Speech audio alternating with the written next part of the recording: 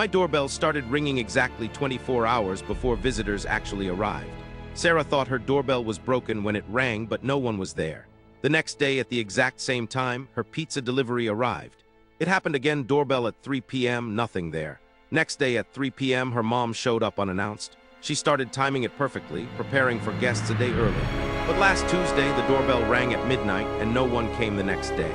That's when she realized it wasn't predicting visitors, it was warning her about death.